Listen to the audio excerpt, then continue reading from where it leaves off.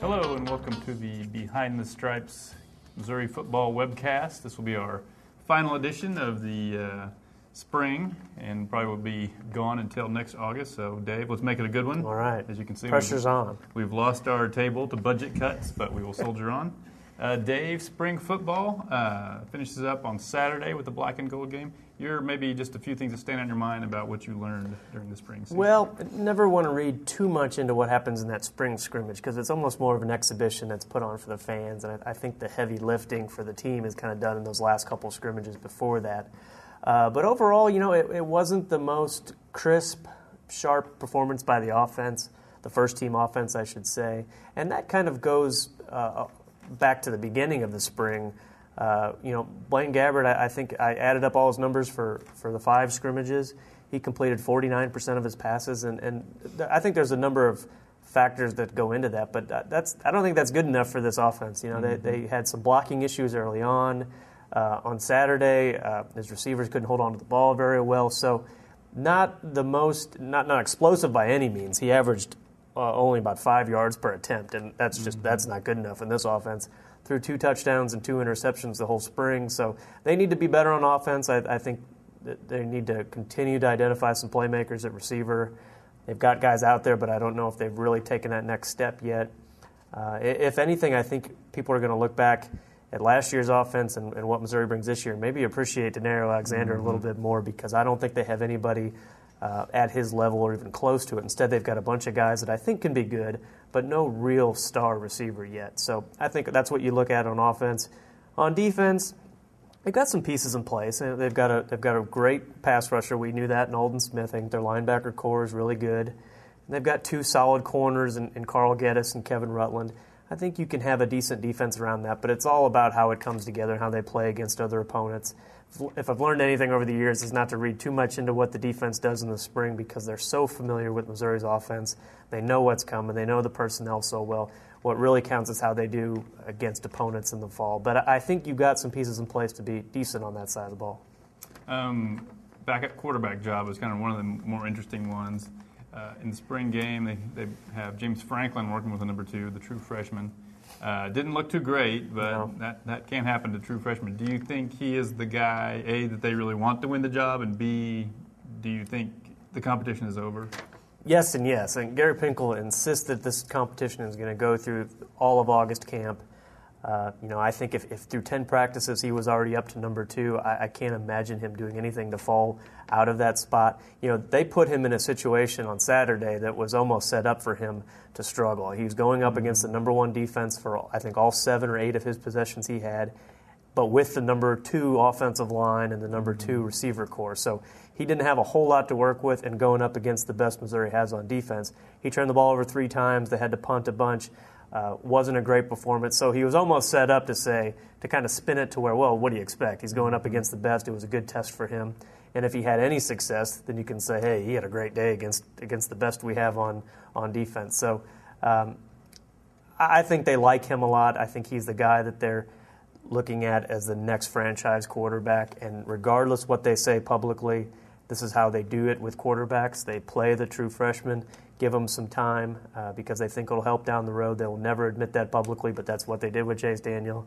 They did it with Blaine Gabbert, and I think they'll probably do it again with James Franklin this year, even though, as we've talked about before on here, that Blaine Gabbert's just a junior this season. He'll have another year of eligibility, but you're always thinking about the future at that position, and Franklin is a guy I think they really have identified as the next guy. A little hypothetical, if someone sits on Blaine Gabbert's ankle in the second game this year, would they want to play James Franklin, or would they be more comfortable playing Jimmy Costello? Well, I think if they really think Franklin's the better guy, and I think his ability is just as good, if not better, than Costello, he definitely has a bigger ceiling. I think there's more he can do eventually. But in that situation, I would think they would go to the young guy and give him a chance, maybe play both of them. You could probably do that a little bit, but they're going to give him a lot of opportunities here in August to not only win that number 2 job, but to really get entrenched in this offense and see what he can do working with the players that he would have to if that a situation like that would happen. So then I guess Tyler Gabbert probably redshirts for sure. I would think so. He was pretty much fifth throughout the spring in their pecking order. You never know if somebody, one of the other returning guys, would transfer. Ashton Glazer, I think, would be the guy you would think about. I would hate to put that speculation out there, but he probably has a decision to make because it doesn't appear that he's going to be number 2. Even though I think at times he played as well as any of the backups this spring. If you add up their numbers, he had the second best efficiency rating of any of them behind Blaine Gabbert. So he had some moments where he looked a lot better, but it just doesn't seem like it's in the cards for him to be the number 2 guy. Okay. Shifting gears a little bit, Big Ten expanding and just kind of the conference realignment in general has been the hot topic here for about 4 or 5 months. Yeah. Let's talk about what effect this might have on Missouri football if it does come to pass and Missouri is invited. Your thoughts, first of all, I know you talked to Gary Pinkel about this last month. What was his opinion on it, and maybe what are your 2 cents? Well, I think the first factor you look at is just the competition on the field. How does that change from going the Big 12 to the Big 10? I think the talent gap between Missouri and the best teams in the Big Ten is probably a smaller gap. I think they can compete better consistently with an Ohio State, a Penn State, a Wisconsin. I think you put those as the 3 best teams in the Big Ten right now. Maybe Iowa too, yeah. And Michigan has been there, but not lately. I think they're closer to the talent level there than they are Oklahoma and Texas, the best teams in the Big 12 year in, year out. So not sure. It might be more of a wash there, but I still think you can compete maybe better. The bigger issue is where are you going to get your players from? Gary Pinkel, he's not going as far to say that it would be detrimental to their recruiting efforts in Texas, but it would definitely impact that because the Big Ten historically, even right now, they really don't recruit in Texas very much. Instead, a lot of those teams up there recruit Florida. I don't really know what the difference is. You have to go just as far, if not further, to get down to Florida. I think it's more of the mentality and the tradition of kids in Texas want to play in the Big 12 and not the Big 10. So that would really harm your recruiting efforts and all the ties that you've established over the years down in Texas. You'd have to move your coaches somewhere else. And I even asked Gary if his ties to Ohio, Pennsylvania, Michigan, back where he recruited when he was at Toledo, if they could kind of rebuild those. And it almost seems like it's been too long to maybe really create a lot of momentum back there where they recruited it from a different program 10, 11 years ago. Mm-hmm. So it's interesting. I think some things will outbalance those. Talk about the financial windfall of all of this. But for football, it would definitely be a big transition. And then you got to wonder who else they would bring in to the Big Ten, because I don't think it would be just Missouri. You've got other teams you're going to compete against also. So very interesting. A lot of good things to talk about here as this unfolds. I'm not so sure I would pull my guys out of Texas. I think I would almost rather get the kind of the leftover guys out of Texas as opposed to Ohio, where you're not only getting the leftovers, but you're brand new basically right. to those. I mean, at least you got your guys, the coaches who have some trust and some connections down there. And I mean, it's not like the Big Ten is not on TV in Texas. I think they may be overstating the damage that would cause. And the other issue is there may not be a Big 12 if this really plays out the way some people think. If the Big 12 teams end up kind of scattering to the winds, and then I think it really becomes a free-for-all in the state of Texas. I think any viewpoint on that is really just guesswork by these coaches, by fans, by media, because we just don't know how it's all going to shake out. And to really worry about how it's going to affect your recruiting, you just don't know, because you don't know who you're going to be recruiting against and where they're going to have to reorganize also. All right, and then lastly, the 2010 NFL Draft is upon us. I was wondering if we might, I think this year we would agree that Sean Weatherspoon has a chance to be a first-day guy, and then maybe Denario would be the other guy who would have a chance to get picked. Let's look ahead to next year, though, if we're going to prognosticate a little bit. Who do you think amongst Missouri's, I guess, third-year players now would have a chance to get drafted next year? Well, they don't have a lot of seniors, so there's not a lot of guys to talk about. I think one, you look at a guy we wrote about last week, and Tim Barnes. He plays at center. Missouri's had some good college centers over the last 15 years or so, but nobody that's stuck it in the NFL for whatever reason. Do those guys get hurt by the fact they're doing nothing but shotgun snaps?